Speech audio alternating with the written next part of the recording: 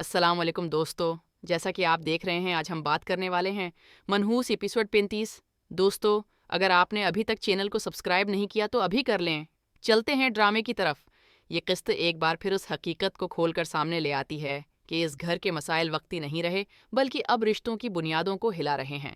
ہر منظر میں دباؤ، خاموش چیخیں اور دلوں میں پلتے شکوک صاف نظر آتے ہیں۔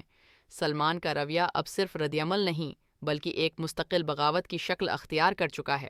وہ بار بار یہ ثابت کرنے کی کوشش کرتا ہے کہ وہ کسی کا محتاج نہیں، مگر اسی ضد میں وہ اپنے ہی گھر کو توڑنے کے قریب پہنچ جاتا ہے۔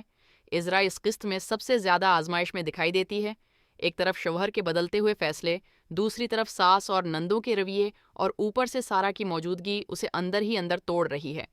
وہ ہر حال میں گھر کو جوڑے رکھنا چاہتی ہے، مگر حالات اس کے ہاتھ سے نکلتے جا رہے ہیں۔ اس کا چپ رہنا کمزوری نہیں بلکہ ایک ایسی مجبوری ہے جسے وہ خود بھی سمجھ نہیں پا رہی۔ اس کے چہرے پر دکھ، آنکھوں میں خوف اور لہجے میں بے یقینی نمایاں ہو چکی ہے۔ سارا کا کردار اس قسط میں پہلے سے کہیں زیادہ مضبوط اور خطرناک محسوس ہوتا ہے۔ وہ بظاہر سمجھداری، صبر اور گھر بسانے کی باتیں کرتی ہے، مگر اس کے ہر جملے کے پیچھے ایک چھپا ہوا مقصد نظر آتا ہے۔ وہ نہ صرف عذرا کو ذہنی دباؤ میں مبتلا کر رہی ہے بلکہ سلمان کے فیصلوں کو بھی اپنے حق میں موڑنے کی کوشش کرتی دکھائی دیتی ہے۔ اس کی خاموش مداخلت گھر کے سکون کو آہستہ آہستہ زہر آلود بنا رہی ہے۔ امی کی کیفیت اس قسط میں دل دہلا دینے والی ہے۔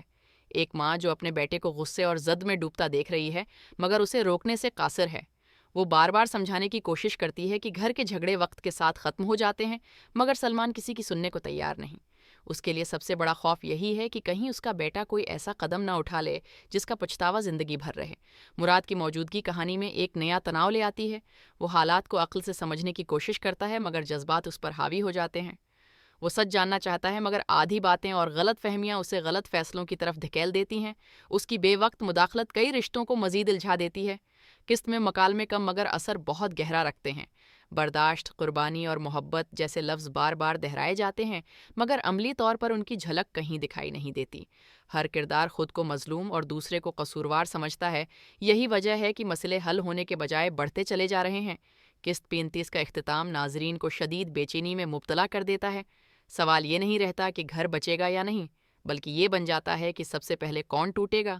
سلمان کے فیصلے، سارا کی چالیں اور عذرا کی خاموش جدوجہد اس بات کی طرف اشارہ کرتی ہے کہ آنے والی اقساط میں حالات مزید سنگین ہونے والے ہیں اور یہ کہانی اب ایک بڑے طوفان کی طرف بڑھ چکی ہے۔ اگر ویڈیو اچھی لگی ہو تو لائک، شیئر اور سبسکرائب ضرور کر دیں۔ آپ کی سپورٹ ہی ہمیں ایسی مزید ویڈیوز لانے کا حوصلہ دیتی ہے۔ ملتے ہیں اگلی ویڈیو میں۔ اللہ حافظ۔